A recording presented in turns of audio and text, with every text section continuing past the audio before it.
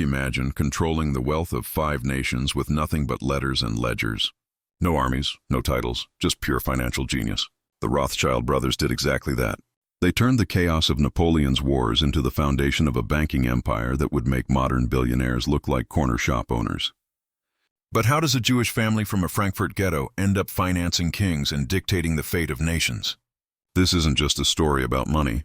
This is the story of an age when information became power, when secrets became wealth. The network that 5 brothers built in Europe's heartland cities would become powerful enough to finance wars and buy peace. Today we tell you the birth story of a 200-year empire. Frankfurt, 1744. Judengasse, the Jewish street. One of Europe's most crowded ghettos. 3,000 Jews living in a narrow 500-meter street. Houses so cramped that upper floors nearly touch each other. Going out at night is forbidden, even during holidays. Leaving the district requires permission. Into this world is born Mayer Amschel Rothschild, with only 2 paths before him: become a rabbi or enter trade. He chooses the latter, and this choice will change world history. The house number in the ghetto, 148 Red Shield. The red shield symbol above the door is the family's identity marker. This address will become the center of the world's most powerful financial dynasty. But in the 1760s, Mayer is just a 16-year-old ordinary boy apprenticing in his father Amschel Moses's cloth shop. He wakes at 5 a.m. to open the shop, bargains with customers, and does accounting in the evening. But Mayer's mind is elsewhere. Every evening by candlelight, he examines ancient coins, adding Roman, Byzantine, and various German principality coins to his collection. This coin collection will be the gateway to the future. Because in the 18th century, money isn't just a medium of exchange, but also a symbol of history, art, and power. Each coin tells the story of an empire. 1869, the meeting that will change Mayer's life. His collection catches the attention of Prince Wilhelm of Hesse-Kassel. Wilhelm isn't just a coin collector, but also one of Europe's biggest moneylenders. He made his fortune renting Hesse soldiers to the English. The first encounters are cold. A young Jewish merchant from the ghetto in the same room as one of Europe's most powerful princes. Wilhelm is distant. Mayer is prepared. "This is from the Vespasian period," says Mayer, holding the golden coin up to the light. Around 75 AD. The interesting part is the Judea Capta inscription. It symbolizes Rome's occupation of Judea. Wilhelm is surprised. This young man isn't just selling coins, he's giving a history lesson. The real work begins that evening. Wilhelm's collection has missing coins. Mayer promises to find them. But he doesn't just find them. He tells the history, value, and rarity of each coin. Mayer's strategy is a masterful game. He never offers to lend money to Wilhelm. Instead, he builds trust with small profits from coin trading. Honest in every transaction, faithful in every promise. He waits patiently for 16 years, from 1769 to 1785. In the 1770s, Mayer's true genius emerges. He's not just thinking about himself. He's planning for future generations. During these years, his 5 sons are born: Amschel, 1773, Salomon, 1774, Nathan, 1777, Karl, 1788. James is 1792. He raises each with different talents. Nathan is quick to decide, able to take risks, perfect for London's competitive atmosphere. James has diplomatic skills, can talk to politicians, ideal for Paris's salon culture. Karl loves art, understands Italian culture, perfect for Naples' aristocracy. Salomon is interested in music and literature, tailor-made for Vienna's intellectual circles. Amschel follows his father's path, loves keeping accounts, prepared for Frankfurt's central role. In 1785, Mayer's big chance comes. Prince Wilhelm's financial affairs become complicated. Wars are ongoing in Europe, debts are accumulating. Wilhelm needs a reliable financial advisor. Mayer offers, "I just count money, you make the decisions." This humility convinces Wilhelm.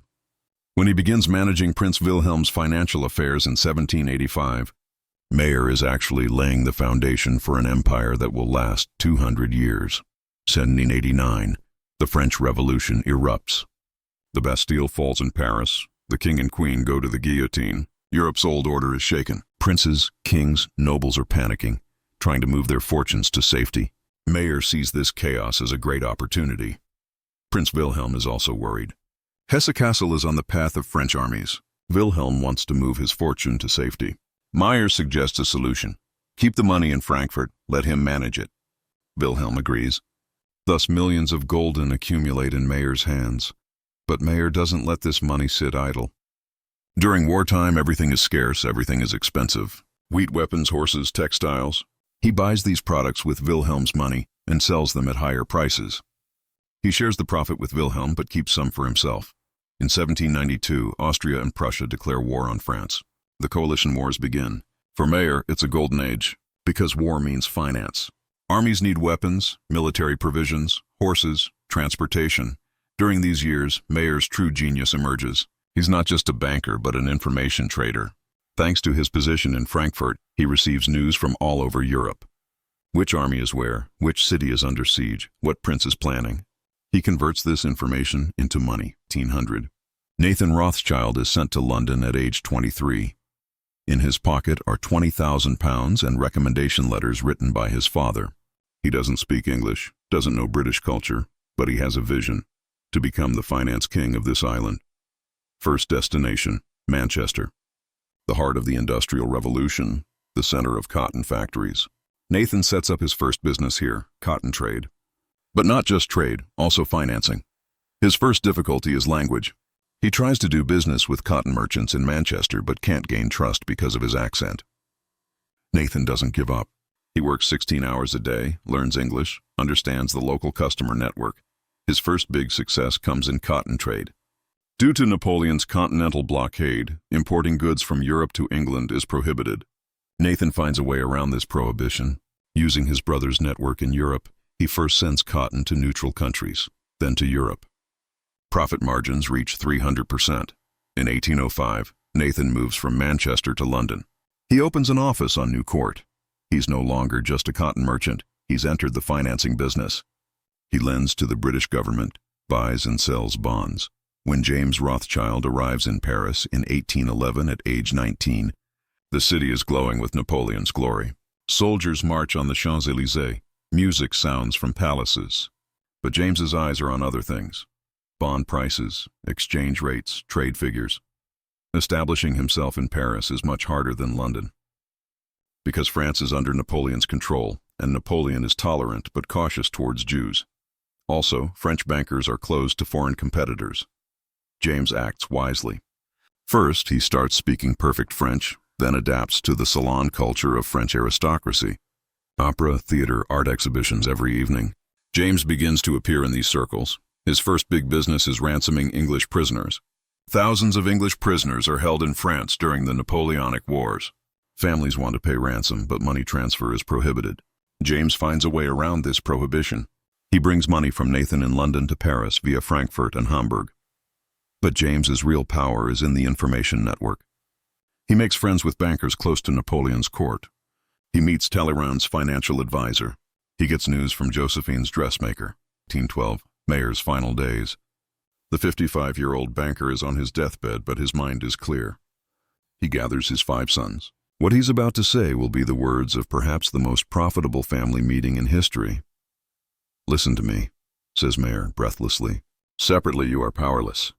But together you can be more powerful than kings." His plan is revolutionary. Nathan will stay in London.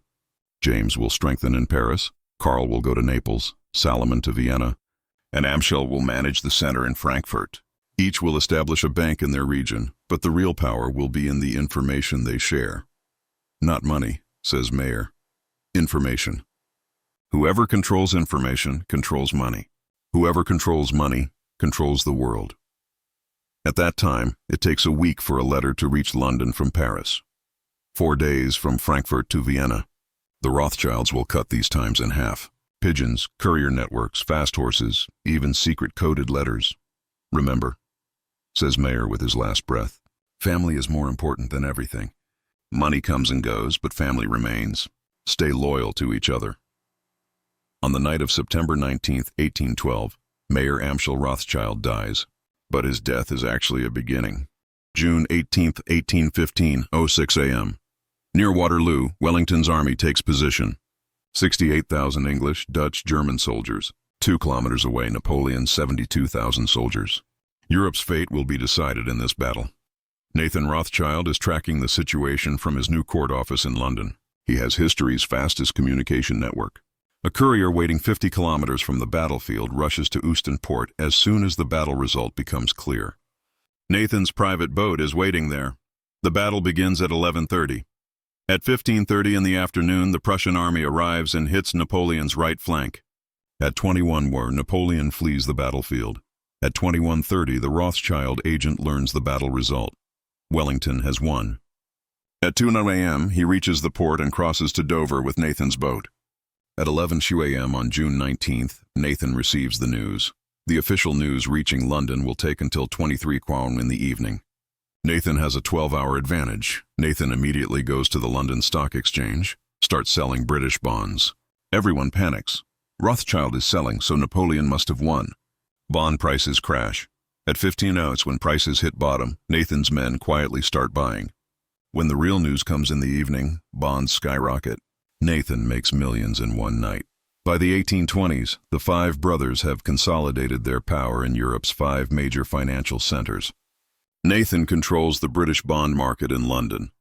James is the banker of the Bourbon Dynasty in Paris. Salomon is the financier of the Habsburg family in Vienna. Karl is the leader of Italian modernization in Naples. The coordination system works perfectly. Every morning, couriers go from the central office in Frankfurt to the other 4 cities. Pigeons, courier networks, private boats.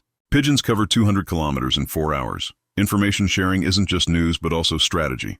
Nathan consults his brothers before making big deals. Joint decision-making system distributes risks, increases chances of success. In 1825, the family's total wealth exceeds £15 million. This corresponds to approximately $75 billion in today's money. But it's not just money, it's also influence power. No major project can be done in Europe without them. Story that began in the Frankfurt Ghetto has transformed into a Europe-wide empire by 1825. Mayer Amschel's deathbed vision is coming true. 5 sons, 5 cities, 1 power, but this is just the beginning. The railway age, the Suez Canal, South African mines, world wars. The Rothschilds' real great adventures haven't started yet. In the second part, we'll see how this family defeated the 19th century's economic giants, survived the 20th century's great crises, and remained standing until today. Because the lesson Mayer Amschel taught is still valid. Whoever controls information controls the future.